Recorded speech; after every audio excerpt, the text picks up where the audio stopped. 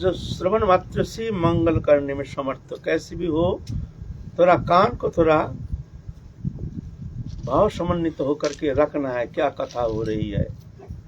भीतर प्रवेश करके ऑटोमेटिक स्वाभाविक तुम्हारा मंगल करने में समर्थ है ये हरि कथा।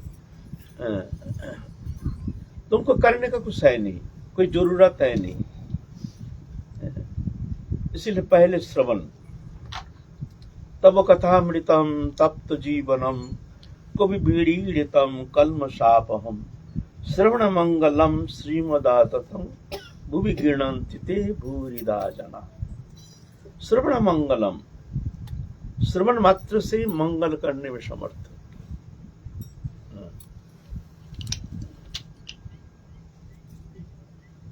तप्त जीवन को शांति प्रदान करने के लिए एकमात्र औषधि है, परम औषधि है हरिकथा श्रवण। पहले श्रद्धा रखना है, बस इतना तो रखना है, श्रद्धा। और जितना अंग है श्रवण छोड़ करके कीर्तन, साजा बाजा चाहिए, कंठ लगाना पड़ेगा, गला अच्छा होना चाहिए, झूड़ी बजाना पड़ेगा, नृत्य करना पड़ेगा, कुछ ना कुछ करना पड़ेगा। स्मरण में मन को लगाना पड़ेगा, चिंतन करना पड़ेगा। मन भाग जाता है दिल्ली बम्बई आगरा, वहां से हटा करके फिर मन को लगाना एक बड़ा कठिन समस्या है, एक बड़ा भयंकर लड़ाई चलता है। जैसे भजन नहीं, जैसे लड़ाई करने के लिए बैठे हैं। ये लड़ाई एक मानसिक लड़ाई, मन से लड़ाई होता है इसका। कभी तो पसीना छूट जाता है, कभी कभी शब्द का पसीना छूट जाता है। मन ऐसे विक्षेप है, भजन करने बैठे बार बार वो आकर के हमको डिस्टर्ब करता है। हम सोचते हैं भाई अभी विक्षेप तो नहीं होना चाहिए, कोई कारण हो गया, कुछ घटना हो गया, ठीक है कोई बात नहीं है, अभी तो भजन करने बैठे, अब उस विषय हम क्यों चिंता करेंगे ना। घूम फिर करके सामने आके हाजिर होता है, किसी ने कुछ कह दिया उसका मूड किया के हाजिर हो जाता है, दिमाग गर्म हो जाता है, पसीना छूट जाता है। लगता है जो चिंतन करना सरल है, चिंतन करना ये स्मरण अंग जो सबसे कठिन है। पूजन करने के लिए सामग्री चाहिए, वस्तु चाहिए, तुलसी चाहिए, पुष्प चाहिए, भोग लगाने के लिए चाहिए, बर्तन चाहिए, ये चाहिए वो चाहिए, वो तो और झमेला है, बड़ा झंझटिया है। सब संग्रह करना पड़ेगा, ये करना पड़ेगा, शुद्धिकरण, स्नान करना पड़ेगा, बढ़िया कपड़ा सब इत्यादि। बंधन, वंदना, स्तव स्तुति वंदना, आत्मनिवेदन, ये तो और कठिन है। अपने को समर्पण करना, नाम तो लगता है जैसे लगता है सुन करके बड़ा सहज है। आत्मनिवेदन, अरे इतना सहज है। सबसे कठिन साधन है आत्मनिवेदन, आत्मसमर्पण सबसे कठिन है। यहाँ जाके साधक हार जाता है।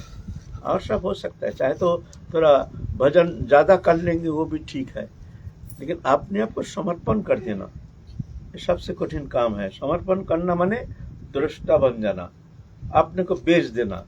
बेचा हुआ गाय, उसका कोई स्वतंत्रता नहीं रहती है, मालिक जैसा करे ऐसे उसको मान लेना पड़ता है। मालिक खाने देते हैं तो खा सकती है, नहीं तो मिलेगा नहीं कुछ। प्यासे मर जाती है लेकिन फिर भी पानी नहीं, मालिक जब देंगे पानी। ऐसा ही तुमको अपने आप को प्रभु के चरण में बेच देना है। अब तुम्हारा अपने विषय चिंता करने का तुम्हारा अधिकार है नहीं। तुम्हारा क्या होगा, क्या नहीं होगा, क्या करना चाहिए, क्या नहीं करना चाहिए, ये सोचने का भी अधिकार नहीं है। बस तुमको समर्पित होकर के जो भी करना है प्रभु करा रहे हैं, उनकी कर्म हम कर रहे हैं, इसमें अपना कोई कर्तृत्व है नहीं। बस हमारे कर्मों के एक ही मात्र उद्देश्य है कि प्रभु की प्रसन्नता। जैसे नौकर सब काम करता है, लेकिन प्रभु की प्रसन्नता ही उनकी कर्मों के एकमात्र उद्देश्य है। खूब कर्म करता है, जी जान देकर कर्म करता है सुबह से रात तक, लेकिन जानता ही हमारा काम नहीं, ये हम तो पैसा लेते हैं। प्रभु को प्रसन्नता, प्रभु प्रसन्न नहीं होंगे तो हमको खारिज कर देंगे, हटा देंगे नौकरी से, है ना। ऐसा ही संसार में नौकर बन के रहो तो झमेला नहीं, कर्ता बनोगे तो फंस जाओगे, बंधन आ जाएगा। ये बंधन का कारण क्या है? कर्तृत्वपन ही बंधन का कारण है। कर्ता हम इति मन्यते, कर्ता बनने का कारण ये संसार के सुख दुख जो भी हो वो मानता है मैं करता हूं तो फंस जाता है। और बोझा बन जाता है उसके माथे पे। हैं? तो आत्मसमर्पण सबसे कठिन है, लेकिन सबसे सरल है हरि कथा श्रवण। इससे सरल और कुछ है नहीं। सिर्फ सुनो, बैठे बैठे कान को रख दो हरि कथा में, श्रद्धा के साथ। श्रद्धा होनी चाहिए। अब ये शब्द तुम्हारे भीतर प्रवेश करके ऑटोमेटिकली शब्द ही तुम्हारे भीतर परिवर्तन लाने में समर्थ है। तुम्हारे इंद्रिय वृत्ति को संयमित करके भगवत चरण में संलग्न करने में हरि कथा ही समर्थ है। कुछ करने का आवश्यकता नहीं, तुमको जो संलग्न करना पड़ेगा, इस विषय चिंता करने का कोई कारण है नहीं। शब्द ही कर लेंगे। कथा, कथा भगवान की कथा है ना, हरि कथा। तब तो जीवन को शांति प्रदान करने के लिए हरि कथा। श्रवण मंगलम, श्रवण मात्र से ही मंगल करने में समर्थ है। इतना सरल उपासना और कुछ है नहीं। लेकिन विशेषतः ये श्रद्धा हम में कमी है। पहले तो संत में श्रद्धा नहीं, भजन में श्रद्धा नहीं, रुचि नहीं, कथा में श्रद्धा नहीं। इसका तो हमारे जो कथा चल रही है माता जानवा ठाकुरानी की जीवन चरित्र संबंध में, कई दिन से कथा हो रही है। नित्यानंद प्रभु संसार रचना किए हैं। महाप्रभु की इच्छा अनुसार जगत मंगल के लिए भगवान अनंत देव बलराम, स्वयं बलराम आए हैं नित्यानंद प्रभु रूप में। संसार रचना किए, एक कन्या एक पुत्र को जन्म देकर कुछ दिन लीला में रह करके फिर लीला संवरण किए हैं। वीरचंद प्रभु माता से दीक्षा ग्रहण करके अपने संसार रचना के लिए विवाह रचना करके आए हैं पत्नी को लेकर के। उनकी दो पत्नी, एक है नारायणी देवी, एक है विष्णुप्रिया, कोई कहते हैं श्रीमती। अब इसमें मतांतर है, लेकिन दो शादी किए हैं। कुछ भी हो, दो शादी किए हैं। माता जानवा उनका कोई संतान नहीं था, उनसे कोई संतान जन्म नहीं दिए हैं। ये है राधा रानी की छोटी बहन अनंग मंदिर, नित्य लीला से नित्य लोक से सब पार्षद दोनों। इधर क्या हुआ, काटवा के पास सुधासागर नाम की एक जगह है, वहां पर रहते थे सदाशिव कविराज। यह है नित्य लीला में चंद्रावली, सदाशिव कविराज। उनके पुत्र है पुरुषोत्तम दास। यह है स्तोक कृष्ण, कृष्ण सखा स्तोक कृष्ण, सब पार्षद दोनों। उनके पुत्र कानू ठाकुर, ये भी कृष्ण सखा। तो ये कानू ठाकुर को माता जानवा गोद लिए है, दो पुत्र को गोद लिए। एक है कानू ठाकुर और एक है रामायण ठाकुर। रामायण। अब कानू ठाकुर के जीवन चरित्र संबंध थोड़ा सा देख दर्शन करेंगे। सदाशिव कविराज के पुत्र पुरुषोत्तम दास, उनकी पत्नी का नाम था जानवा, वो भी जानवा नाम। तो जानवा होने के कारण वो आते थे नित्यानंद प्रभु के यहाँ खड़दह में, खड़दह से भी जाते थे उनके यहाँ। वो तो सब पार्षद है ना, पार्षद तनु है सदाशिव कविराज। ये तो आप लोग वैष्णव जीवनी में आप लोग सब जानते हैं। पुरुषोत्तम दास यहाँ जाते थे। तो जानवा माता जानवा से, वो जानवा माता दोनों को बहुत सहेली थी, दोनों सहेली थी। तो पुरुषोत्तम दास का पुत्र हुआ है कानू ठाकुर। ये जन्म ऐसा हुआ है, एक बार वहां पर कोई कुम्हार मिट्टी खोद रहे थे अपने घड़ा बनाने के लिए। मिट्टी खोदते खोदते अचानक अटक गया फावड़ा। तो सावधान हो गया, उसमें खून निकल आया। फावड़ा में खून निकाल आया। अरे क्या है भाई? तो खोदना बंद कर दिया। आस्ते आस्ते देखो भाई क्या है। तो खोदते खोदते भाई हटाते, मिट्टी हटाते हटाते दिखते हैं अति प्राचीन एक जोगी।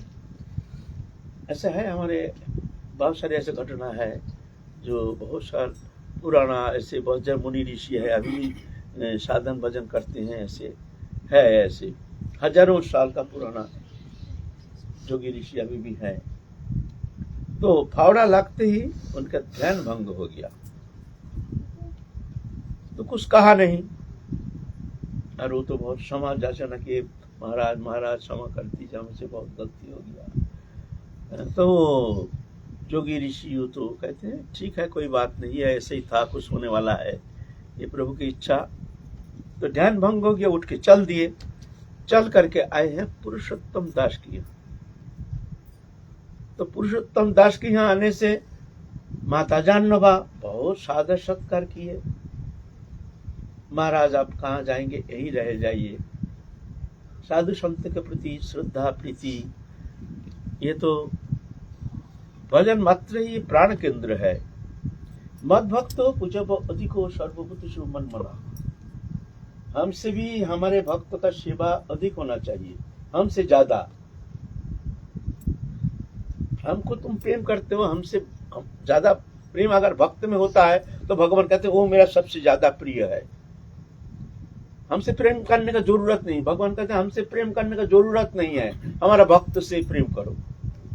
जे में भक्त जना पार्थो न भक्त श्रुति जना मद भक्तानंच जे में भक्त स्ते में भक्तोत्तम मता। हम नहीं कह रहे, ये नहीं कहना, बाबा कह रहे, शास्त्र कहते हैं जे में भक्त जना पार्थो, जो मेरे को भक्ति करता है हे अर्जुन, न भक्त श्रुति जना, मैं उसको भक्त नहीं मानता। मेरे को भक्ति करता है, प्रेम करता है, पूजा करता है, मैं उसको उत्तम भक्त नहीं मानता। मद भक्तानांच जे में भक्ता स्ते में भक्त उत्तम मता। मेरे भक्त से जो प्रेम करता है मैं उसको उत्तम भक्त मानता हूँ, चाहे वो हमको माने ना माने, पूजा करे ना करे, इससे कुछ फर्क नहीं पड़ता। हमारे भक्त से प्रेम करने से मैं स्वाभाविक उसको प्रेम करता हूँ, ये मेरा स्वभाव है। अहं भक्त पराधीनो, मैं भक्त का अधीन हूँ। ऐसा तंत्र ही भक्ति, जो भक्त प्रेम से हमको बंध लेता है, मैं फंस जाता हूँ। ये भक्त वश्यता हमारे स्वभाव है। भगवान की दुर्बलता, भगवान कहते हमारी एक दुर्बलता है, मैं अनंत कोटि ब्रह्मांड नायक, मैं सृष्टि स्थिति प्रलय के आदि करता हूँ। अहं सर्वस्व प्रभव मत्त सर्वं प्रवर्तते इति मत्ता भजन्ते मां बुधभाव समन्विता। मैं सबके आदि हूँ, मेरे द्वारा ही सब कुछ प्रवर्तित होता है ना। लेकिन मेरे एक दुर्बलता है, भगवान कह रहे हैं मेरा दुर्बलता, वीकनेस, वीक पॉइंट। भगवान को वीक पॉइंट पकड़ लो तो भगवान जल्दी पकड़ में आ जाएगा। वीक पॉइंट बोलते ये जगह मैं हार जाता हूँ। वो क्या, मैं भक्त का प्रेम में मैं फंस जाता हूँ, मैं भगवत्ता भूल जाता हूँ, मैं भगवान हूँ, मैं भूल करके भक्त का प्रेम में फंस करके मैं भक्त के पीछे पीछे अनुगमन करता हूँ। अनुब्रजम अहम नित्यं पुएत्रंग्री रेणु भी अनुब्रजामि अहम, मैं अनुब्रज माने पीछे पीछे चलता हूँ भक्त के। ये मेरी दुर्बलता है। तो भगवान कहते हैं यही शब्द हमारे चैतन्य चरितमृत कहते हैं, गौरीय फिलोसफी, एतक वैष्णव सेवा परम उपाय। आमा হইতে আমার ভক্তের সেবা বড়, শাস্ত্র পুরাণাদি এই কইলেন দড়। आमा হইতে আমার ভক্তের सेवा बड़ो। हमको सेवा करने को कोई जरूरत नहीं है। क्या दोगे हमको, क्या है तुम्हारा, कौन सा वस्तु दोगे, सभी तो हमारा वस्तु। पूरा जगत को हम खिला रहे हैं, पिला रहे हैं, पालन कर रहे हैं, पोषण कर रहे हैं। तुम क्या दे रहे हो, क्या सेवा करोगे, हम तुम्हारी सेवा कर रहे हैं। देखो ना, तुम बेईमान हो, निमक हराम हो, इसलिए तुम हमारा भजन नहीं करते, कृष्ण अकृतज्ञ, तुम हमको मानते नहीं हो। भगवान कौन है, क्या भजन करना है, ये भजन करते, क्या भजन करेंगे, निमक हराम बेईमान। तो तुम हमको क्या दोगे, बोलते अगर तुम्हारी देने की कोई इच्छा है तो हमारा भक्त को दो, उसमें हम प्रसन्न हो जाएंगे। एक वैष्णव सेवा परम उपाय। जितना उपाय है भगवत प्रसन्नता संपादन के लिए, भगवान प्रसन्न हो जाते हैं तो फिर तो कुछ बाकी रह नहीं जाता है। भगवान प्रसन्न होने से अनंत कोटि ब्रह्मांड दे देंगे, उनकी प्रसन्नता ही हमारे भजन के उद्देश्य। और हम तो ऐसा भजन नहीं करते। हमारी प्रसन्नता ही भगवान की उद्देश्य होनी चाहिए। जो भी करते हैं हमारे प्रभु हमको ये चाहिए, वो चाहिए, ये कर दो, वो कर दो, वो कर दो, वो कर दो, बेटी की शादी करा दो, बेटा को ये करा दो। तो हमारी प्रसन्नता, जैसे प्रभु हम भजन करते हैं तो अपनी इच्छा की झाड़ी लगा देते हैं, है ना। तो भगवान कहते हैं ऐसे जो भक्त है मैं उसके पीछे पीछे अनुगमन करता हूं, है ना। तो एतक वैष्णव सेवा परम उपाय, सबसे सरल सहज उपाय है वैष्णव सेवा, साधु संत सेवा। रामचरित मानस कहते हैं मोह से संत अधिक करो लेखा, वही एक ही शब्द, हमसे हमारे संत को अधिक करके जानना। एक ही शब्द है, अलग अलग भाषा के द्वारा अलग अलग भाव से व्यक्त करते हैं, क्योंकि शास्त्र तो एक ही है ना। ये तो ऐसा नहीं जो हमारे लिए अलग शास्त्र, रामानंद के लिए अलग शास्त्र, उनके लिए ऐसा नहीं है। हमारे समाज की भूल है, हम समझ नहीं पाते हैं, इसीलिए भेद बुद्धि करते हैं, ये ऐसे है, वो तो ऐसा है, हम ही ठीक है और सब बेकार है। ये महान अज्ञानता। तो संत सेवा किए हैं। संत सेवा करने से पहले ऐसे करते थे संत सेवा, सब जैसे भगवान आए हैं, भगवान भी ऐसे करते थे संत सेवा। हम लोग बड़े संत हो जाते हैं, इसीलिए संत सेवा क्या, हम तो सेव्य है ना, हमारी सेवा करेंगे, हम क्या सेवा करेंगे। हम बड़े संत हैं, बड़े जटा रख करके बड़े संत बन गए हैं, हमारी सेवा होनी चाहिए, हम क्या सेवा करेंगे। ऐसे भगवान ऐसे नहीं, भगवान के नहीं हम सेवा करेंगे। हमारे भक्त है, भक्तो तुम बोलो मेरे लिए सेवा बताओ। भगवान पीछे पीछे अनुगमन करते हैं ऐसे भक्त के। तो ऐसे संत सेवा किए हैं, संत बहुत प्रसन्न हो गए हैं।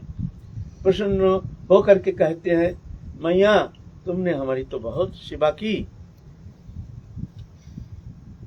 तो ठीक है मैं प्रसन्न हूं तुम्हारे ऊपर, हमारे कुछ प्रारब्ध बाकी है, इसलिए हमारे ध्यान भंग हो गया, ईश्वरी कारण है।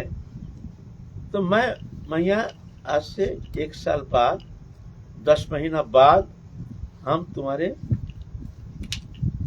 शरीर का अवलंबन करके धरित्री में आएंगे, हम तुम्हारे पुत्र बन के आएंगे। उस दिन निशान रहेगा एक, हमारे जो वो फावड़ा का जो चिन्ह है ना, जो हमारा काट गया था, फावड़ा का चिन्ह है ना, मैं यहाँ देखो यहाँ से हमारा काट गया है ना, यहाँ पर यही चिन्ह जन्म लेने से तुमको मिलेगा। तो समझ लेना मैं आया हूँ, तुम बहुत भक्तिमती हो, मैं बहुत प्रसन्न हूँ, मैं भी चाहता हूँ कुछ कर्म ऐसे बाकी है, तो मैं उस कर्म संपादन के लिए मैं तुम्हारे गर्भ में आऊंगा। मैया तुम चिंता मत करना, मैं बहुत प्रसन्न हूँ। बोल करके साधु अंतर्धान हो गए। यथारीति 10 महीना पीछे संतान आए हैं धरित्री में, यहाँ निशान जान गए हैं। ओ और एक बात कही थी वो बाबा, साधु बाबा जी, ये शब्द ये बात तुम किसी को कहना नहीं, अगर कह दोगे तो तुम्हारी मृत्यु हो जाएगी, किसी को कहना नहीं। तो बच्चा जो गोदी में आया ना, तो कांधे में वो चिन्ह देख करके हंस दिया मैया ने, जो ही आ गए वही साधु, वही संत आए हैं, हंस दिए ऐसे। तो उनकी सहेली थी, वो कहते हैं दीदी क्या हुआ, तुम हंसे क्यों? नहीं नहीं नहीं नहीं कुछ नहीं, कुछ नहीं, ऐसा कोई बात नहीं, ना कुछ है, बोलना ही पड़ेगा। और स्त्री लोगों का पेट में बात कहाँ रहता है, कुछ भी बोल दो, वो तो पेट रहता ही नहीं, जब तक वो नहीं बोलेगी तब तक जाकर उसका हजम ही होगा नहीं। इसीलिए स्त्री लोग को मन की गोपन शब्द कहना नहीं चाहिए। दुखी नहीं होना, नाराज नहीं होना, ज्यादातर ऐसा स्त्री लोगों की स्वभाव। मानो ना मानो अपने मन में, अपने हृदय में हाथ देकर कह देना, जो ना बाबा झूठ बोलता है कि सत्य बोलता है। युधिष्ठिर जी के श्राप है। अरे इतनी बड़ी कथा शब्द है, तो बोलता है दीदी तुम किसी को कहना नहीं, हमको तो मना कर दिया, ऐसे ऐसे ऐसे है, कहने से बस 10 दिन के अंदर थोड़ा सा क्या बुखार वुखार हुआ, शरीर छोड़ के चले गए। ये बच्चा को कौन देखेगा? इनका नाम दिया कृष्णदास, शिशु कृष्णदास नाम दिया। आप क्या करेंगे? दुखी हो गए हैं पुरुषोत्तम दास, बच्चा को कौन पालन पोषण करेगा? मैया है नहीं। खबर चला गया खरदा में नित्यानंद प्रभु आए हैं मिलने के लिए। नित्यानंद प्रभु तो जानते हैं, तो अवतार कोटि के पुरुष है। वो बोले तुम चिंता मत करो, ये बच्चा हम ले जाएंगे, हम पालन करेंगे। तो वो बच्चा को उठा के ले आए हैं लाके। और माता जानोबा ठाकुरानी की वो भी सहेली है, वो भी जानोबा माता उनके नाम है, पहले सहेली थी। और देख करके अति सुलक्षण, अति दिव्य दर्शन देख करके माता देखते हमारे तो कोई संतान है नहीं, चलो इसको ही हम पालन करेंगे। तो बच्चा को मैया ने गोदी में ले लिया और अति अद्भुत दिव्य अनंत सुंदर बच्चा देख करके बड़े प्रसन्न हो गए। माता उसको दीक्षा प्रदान किए। अब अपने साथ साथ लेके डोलते हैं मैया उसको। और माता जानोबा ठाकुरानी बहुत विदुषी थी, बहुत शास्त्रज्ञ थी, शास्त्र जानती थी बहुत, सब सर्वशास्त्र में। ऐसे ही तो दिव्य थी, दिव्य तो है ही है। तो वृंदावन आए हैं, उनको लेकर के एक बार माँ 2 बार आए हैं वृंदावन में। हम उनके नाम संबंध में थोड़ा बात कर रहे हैं। अभी ये कान्हू ठाकुर के नाम से प्रसिद्ध हैं। कान्हू ठाकुर नाम कैसे पड़ा है? वो आए हैं वृंदावन में। वृंदावन आके मदन मोहन मंदिर में ऐसे नृत्य किए। और माता जानोबा ठाकुरानी आने से वहाँ क्या हुआ, श्री जीव गोस्वामी, रूप गोस्वामी आदि जितना है सब माता जानोबा तो बहुत सबके जननी मातृरूप से देखते थे। और नित्यानंद प्रभु के बाद हमारे संप्रदाय का आचार्य जो मानते थे माता जानोबा ठाकुरानी को, सब मानते थे। ऐसे ही शक्ति समन्विता। ऐसे ब्रज में गए, एक बार जा रहे, एक ब्रजवासी के घर में ब्रज परिक्रमा दे रहे थे। एक ब्रजवासी के घर में रोने का आवाज हुआ, बड़ा जम के रोना, हाँ काम करके जम के रोना शुरू हो गया। माता जानोबा ठाकुरानी ने क्या हुआ क्या हुआ क्या हुआ, चलो इतना क्यों रो रहे हैं? करुणार्ध हृदय और ब्रजो तो ब्रज कहीं है, उनके मन में ऐसी भावना आ गई, आहा ब्रजवासी रो रहे हैं, इनका सुख संतप्त हृदय को शांत करना है, इनको करुणा कृपा करनी है। चलो चलो तो देखें क्या हो गया ब्रजवासी का घर। माँ को देख करके सब ब्रजवासी बुलाए लिए हैं। क्या हुआ? नहीं, एक बच्चा, छोटा सा बच्चा मर गया। इसीलिए मैया बड़ी विलाप मय क्रंदन, बड़े विलाप करके माँ के चरण पकड़ के, मैया हमारे बच्चा को बचा दो, हमारे बच्चा को बचा दो। छाती पीट पीट करके रो रहे हैं। तो माँ को सहन नहीं हुआ, अरे बच्चा तो क्यों सो रहा है, उठ उठ उठ, मैया रो रही है, उठ उठ उठ। बच्चा उठ के खड़ा हो गया। फिर उन्होंने मन को शांत कर दिया। आगे कहेंगे माता के वृंदावन गमन की लीला। तो इस तरह से मदन मोहन मंदिर में ये शिशु कृष्णदास नाचना शुरू किए हैं। जब नाचना शुरू किए हैं, उसके अद्भुत नृत्य देख करके सब ऐसे मोहित हो गए। जो रूप गोस्वामी, जीव गोस्वामी आदि, जो ये कोई साधारण तो नहीं, जैसे कृष्ण जैसे नाचते थे किशोर अवस्था उस समय शिशु कृष्णदास का, तो उनका नाम दिया जो ये कृष्ण ही है, ये कान्हू है, ब्रज के कान्हाई, तो नाम दिया कान्हाई ठाकुर। माँ ये बच्चा नाम दो कान्हाई ठाकुर, कान्हू ठाकुर। तो कान्हाई ठाकुर से कान्हू ठाकुर हो गया। अब वो कृष्णदास नहीं, अब कान्हू ठाकुर हो गया। फिर ले आए हैं, ले आ करके बहुत सारी लीला की है। एक बार नाच रहे थे, उनका नृत्य में पाम के घूर उड़ करके चले गए हैं बांग्लादेश में, जाके गिरा है। तो कहाँ गिरा है बोलते हैं, हमारे नूपुर जहाँ गिरा है वहीं पर हम अपना आश्रम बनाएंगे। तो बांग्लादेश में गिरा है, जा करके क्या नाम, जसोर जिला में, वहाँ जा करके उनका पीछे जा करके माता जानोबा ठाकुरानी का अंतर ध्यान के बाद फिर वो बांग्लादेश में वहाँ पर जा करके आश्रम किए थे। तो इधर क्या हुआ,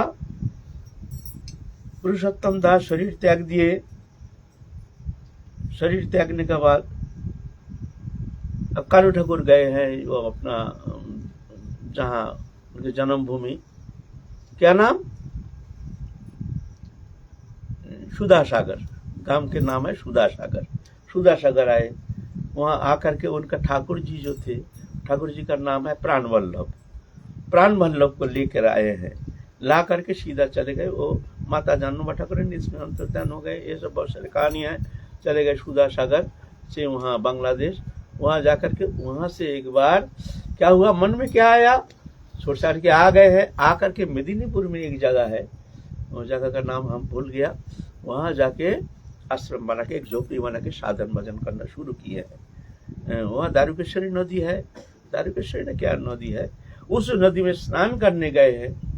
सुबह सुबह स्नान करने गए हैं और पाप में देखते भाई क्या ठीक रहा है, क्या लग रहा है, जैसे मनुष्य जैसा लग रहा है।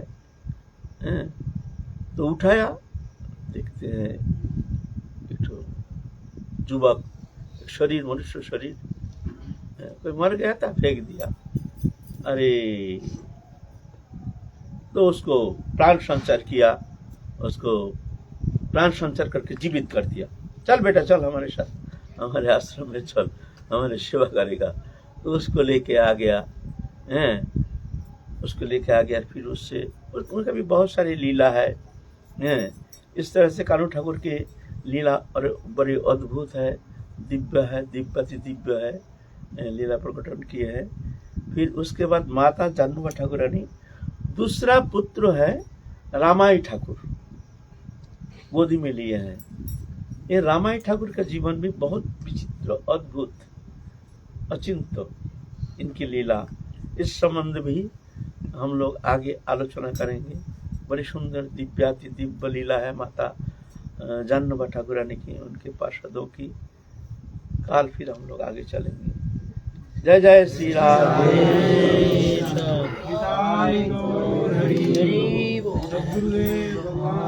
सेवा तो सबसे बड़ा है।